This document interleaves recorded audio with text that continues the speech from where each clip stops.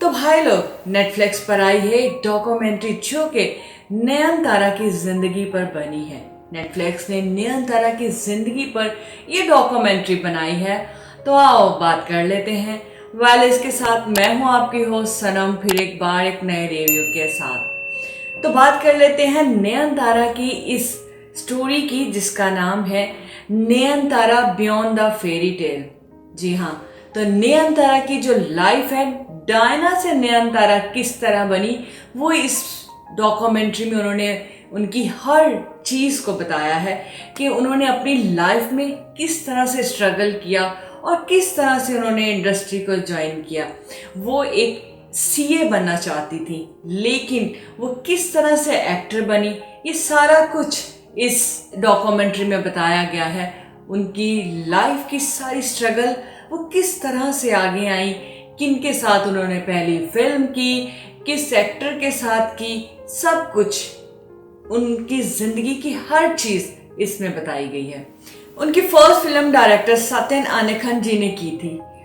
वहीं से उनकी जर्नी स्टार्ट हुई और वो डियाना से नयनतारा बन गई। उनकी second film director and producer Fazal ने की थी। जब वो कहते हैं कि जब उन्होंने पहली बार नयनतारा को अपने ऑफिस में बुलाया, क्योंकि उन्होंने सत्यन जी की फिल्म देखी थी, तो उन्होंने सत्यन जी को कॉल की कि मुझे भी ये लड़की चाहिए, मैं इसके साथ काम करना चाहता हूँ। तो वो कहते हैं जब नयनतारा उनके ऑफिस में आई तो उन्होंने साड़ी पहनी हुई थी और वो एक हिंदी कल्चर को प्रेजेंट कर रही थी और वो मुझे बहुत मासूम लगी और उनको देख के लग रहा था कि ये मेरी फिल्म की हीरोइन है। और कहते हैं कि मैंने उन्हें फ़ौरन से कास्ट कर लिया और मैंने उनको ये भी सोच लिया कि ये मोहनलाल के साथ बहुत सूट करेंगी और मैंने उनकी मूवी जो है मोहनलाल के साथ की और वो मुझे अपनी पिक्चर के लिए परफेक्ट लगी।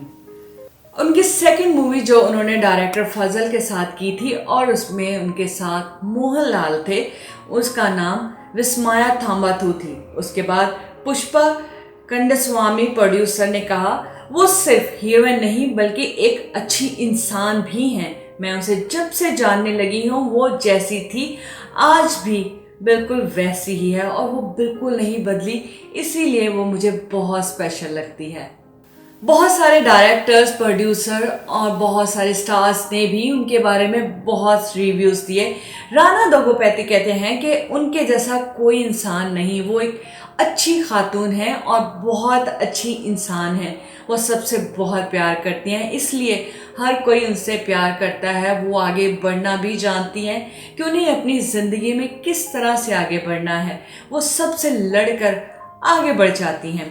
अगर हम व्यूज़ की बात करें तो उनको लोगों ने कहा कि वो फीमेल के लिए इंस्पायरेशन है, लेडी सुपरस्टार हैं, हार नहीं मानती, अफवाहों को नहीं सुनती, बस अपने काम पर फोकस करती है और आगे बढ़ती जाती है। किसी ने कहा वो क्वीन है इंडस्ट्री के लिए और किसी ने ये भी कहा कि मेरे लिए वो माँ बाप के बाद ही सब कुछ हैं। अगर उसे कोई अच्छा लगता है, वो कोई भी क्यों ना हो, वो दिल खोल कर रख देती हैं, उसे कोई नहीं रोक सकता। शायद इसीलिए वो इतनी स्पेशल हैं। तो क्यों इतनी तारीफ थी, तो इसीलिए तो नेटफ्लिक्स ने उन पर ये डॉक्यूमेंट्री बनाई, beyond the fairy tale. Nayanthara को फिल्म इंडस्ट्री में 18 साल हो गए हैं और वो कहती हैं उनका काम ही सब कुछ है। वो अपने काम पर फोकस करती हैं और उनके डैड एक एयरफोर्स ऑफिसर थे और उनकी माँ हाउसवाइफ थी। नयन एक बहुत अच्छी बेटी है, ये उनकी माँ का कहना है और वो कहती है नयन कभी भी रिलैक्स नहीं करती। वो सोचती है कि अगर वो ऐसा करेगी तो उनकी जगह कोई और ले लेगा। आफ्टर गजनी, वो कहती हैं जब उन्होंने इस फिल्म में काम किया तो लोगों ने उन्हें बहुत ऐसे कमेंट दिए जिनसे उनको बहुत दुख हुआ, क्योंकि उन्होंने जिस तरह से डायरेक्टर ने उन्हें गजनी फिल्म में काम करने के लिए कहा था और जिस तरह का आउटफिट उन्हें पहनने के लिए कहा था, उन्होंने अपने डायरेक्टर की बात मानी, लेकिन लोगों ने उन्हें बहुत ऐसे रिव्यूज़ दिए। किसी ने कहा जिस्म बहुत मोटा है, किसी ने कहा कि बॉडी की नुमाइश कर रही है, किसी ने कुछ कहा, उन्होंने कहा कि ऐसे कमेंट्स दिए कि मुझे बहुत दुख हुआ, लेकिन मैंने अपने डायरेक्टर की बात मानी और मैंने गजनी में उसी तरह काम किया जिस तरह से मुझे करना चाहिए था। विष्णुवर्धन जो कि एक डायरेक्टर हैं, उन्होंने कहा कि नयन एक स्ट्रॉन्ग वुमेन है और उसे कोई भी काम दो वो लड़कर गुजर जाती है। उनकी कॉस्ट्यूम स्टाइलिस्ट अनुवर्धन ने कहा कि वो 20 साल से उन्हें जानती हैं, वो बहुत अच्छी फ्रेंड हैं। नयन ने अपनी ज़िंदगी को इस डॉक्यूमेंट्री में खोल कर रख दिया है, यहाँ तक कि उन्होंने अपना ब्रेकअप भी नहीं छुपाया और ये भी बता दिया कि कब उन्होंने इंडस्ट्री को छोड़ दिया, कितने 2 साल के लिए वो इंडस्ट्री से दूर रहीं और वो अपने ब्रेकअप की वजह से, क्योंकि उन्हें कहा गया था अब वो फिल्मों में काम ना करें, बल्कि लोग तो उनकी माँ को फ़ोन करके ये भी कहते थे कि अब इससे ये नहीं होगा, इसके लिए कोई लड़का ढूंढो और शादी कर दो।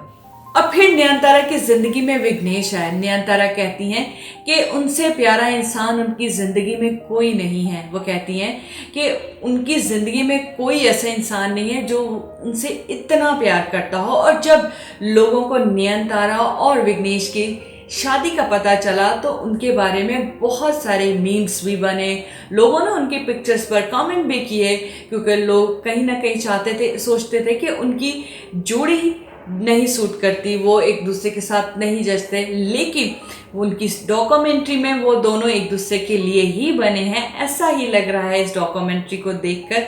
और विकी ने उन लोगों को इस तरह से भी जवाब दिया कि एक कंडक्टर भी सुपरस्टार बन सकता है, क्योंकि लाइफ तो ऐसी ही है। और बहुत कुछ उन्होंने अपनी ज़िंदगी में बताया।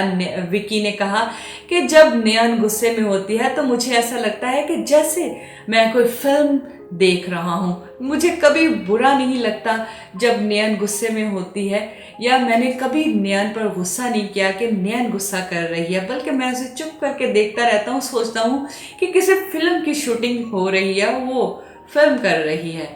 और भी बहुत कुछ बताया गया इसमें, मैंने इतना ही आपके साथ शेयर किया है। आप भी नेटफ्लिक्स पर ये डॉक्यूमेंट्री देख सकते हैं।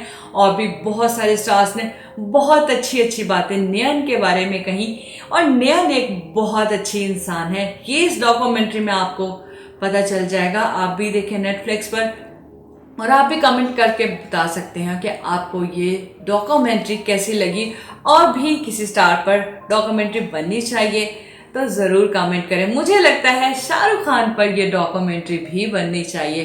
आप क्या कहते हैं, कमेंट में बोल सकते हो। तो वेल, इसके साथ अपनी होस्ट सनम को दें इजाज़त। अपना रखें बहुत ख्याल।